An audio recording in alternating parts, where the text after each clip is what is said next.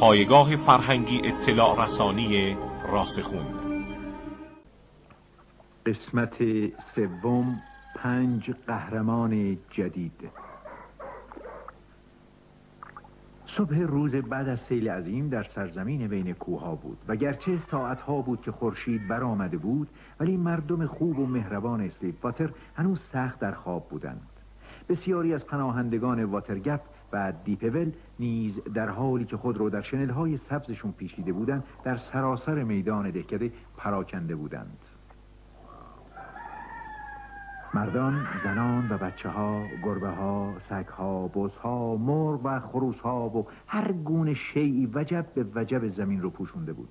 اونها در سراسر شب به اونجا اومده بودن، سرمازده، خیس و خسته، و بعد از خوراک گرمی که اهالی دهکده به اونها میدادن، هر جا که میرسید میافتادند و به خواب میرفتند. اما در حالی که مینی پینز ها به خواب رفته بودند، گلاکن و همراهانش کاملا بیدار بودند.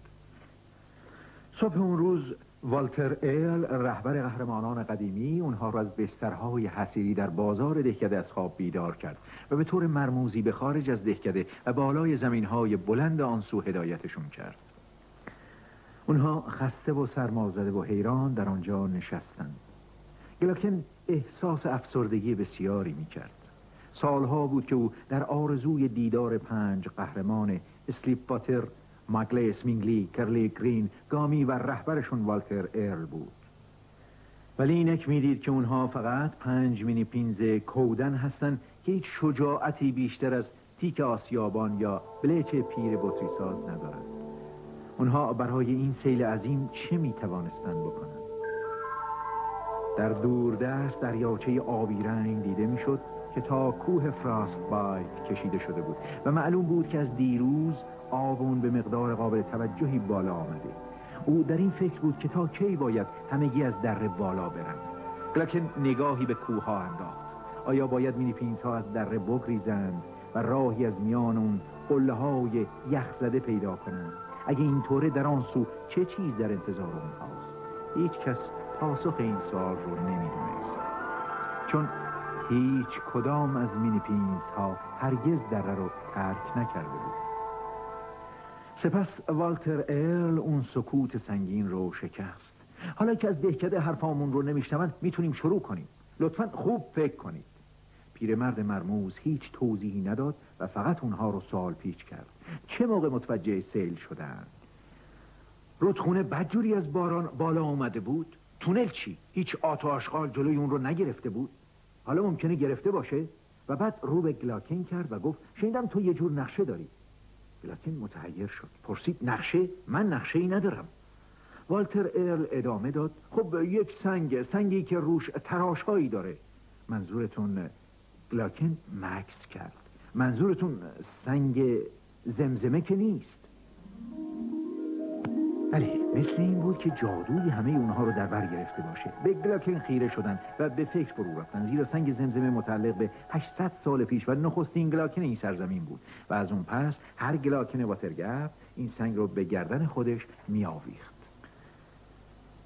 گلاکن همونطور که سنگ رو به والتر میداد اشاره کرد که البته روی این سنگ کنده‌کاریه، ولی هیچ وقت نشنیده بودم به عنوان یه نقشه ازش اسم ببرن. والتر با دقت اون رو وارسی کرد. اول از یک طرف و بعد از طرف دیگه به اون نگاه کرد و زمزمه کنان پیش خودش گفت بله صحیح. خب پس همینه، و به بالا نگاه کرد. خب مطمئن باشید که این یه نقشه است و چیزی که تو بسیاری دیگه از گلاکن ها توجه نکردین اینه که این یک طرح از کوه فراست بایته، البته از اون طرف. این اجداد تو به عنوان راهنمایی به دنیای خارج روی سنگ زمزمه کندند، ولی این حرفا برای گلاکن خیلی غیر قابل تحمل بود. همه این سوالها به جای خود، گیریم سنگ زمزمه یه نقشه باشه. چرا شما ما رو آوردین اینجا؟ از کجا میدونستین که ما میاییم؟ و پسر عزیزم، کاملا میفهمم شما تو فکر خیلی چیزها هستین و من براتون میگم. شما همتون خطری رو که سرزمین بین کوه‌ها رو تهدید میکنه میبینید. یک سیل عظیم که من فکر میکنم علتش خارج از این در است. خب ما عده‌ای رو برای کشف این علت میفرستیم. گلاکن حس کرد نبضش تند شده. منظورتون اینه که 5 قهرمان از روی کوه‌ها میرن ببینن اون طرف چه خبره؟ والتر جواب داد از روی کوه‌ها نه، از میان اونها. و این ما نیستیم که میریم پسر عزیزم، بلکه شماییم. همه شما. بله، همه شما.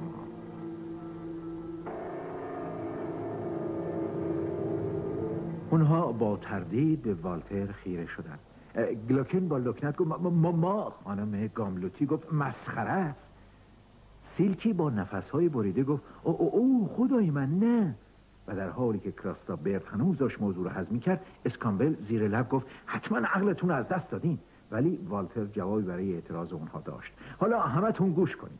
در تومارهای سری نوشته شده که روزی یک سیل عظیم دره رو تهدید خواهد کرد و 5 قهرمان جدید خودشون رو به خطر میندازن و از این سرزمین میرن بیرون تا مینی پینز ها رو نجات بدن.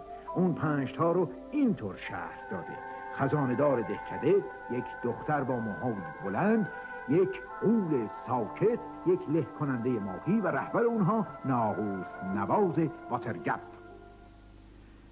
هر 5 نفر چنان جا خوردن که صداشون در نیومد. ترسی عظیم اونها رو گرفته بود و در اون لحظه ناقوسی در دهکده شروع به نواختن کرد و مثل این بود که همه رو احضار می‌کنه. اونها تا چند دقیقه بعد هنوز در فکر بودن که همراه با صدای ناقوس صدای همهمه و هیاهویی رو شنیدن که هر لحظه بیشتر میشد. والتر ارل اعلام کرد خب موقعشه که تا پیدامون نکردن راه بیفتیم، دنبال من بیایید، و به طرف بالای تپه به راه افتادن. 5 مینی پینز برای دقیقه مکث کردن. آیا اونها باید او رو به جایی که نمیدونن دنبال کنن یا اون که به اسلیپ واتر که تا چند روز دیگه مورد تهدید سیل قرار خواهد گرفت برگردن؟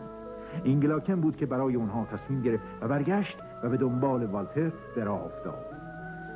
طی این حرکت جمعی از میان تپه ماهورها که به سوی کوهها میرفت گذشتند. والتر شرح داد که چطور 5 قهرمان به طرف تپه کوچک در دور دست پیش رفتن و خونه هاشون رو بر فراز اون ساختن و کاملا دور از دهکده اسلیپ واتر در اونجا زندگی کردند. او گفت میدونیم ممکنه که مردم مهربان اسلیپ واتر به ما لقب قهرمان داده باشن، ولی شهردار و مشاورینش چون بی‌عرضگی اونها رو ثابت کردیم هیچ وقت واقعا ما رو نبخشیدن. و ما 5 نفر مجبور شدیم با 500 نفر از اونها بجنگیم تا کمک از دهکده برسه، ولی اینها مال خیلی وقت پیش بود.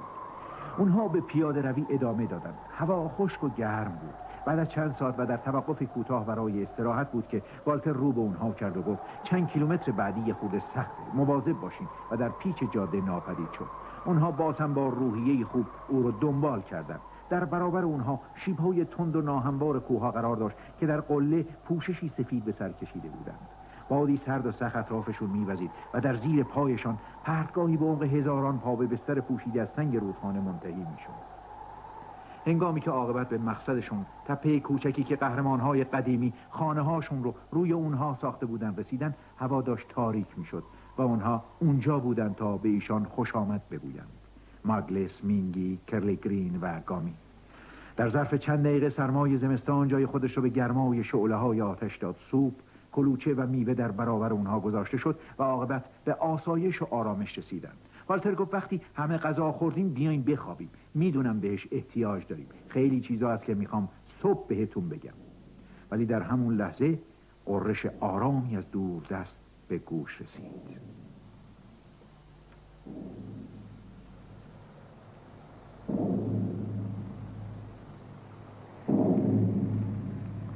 مثل این بود که کسی در جایی با پتکی عظیم به کوه‌ها می‌کوبد.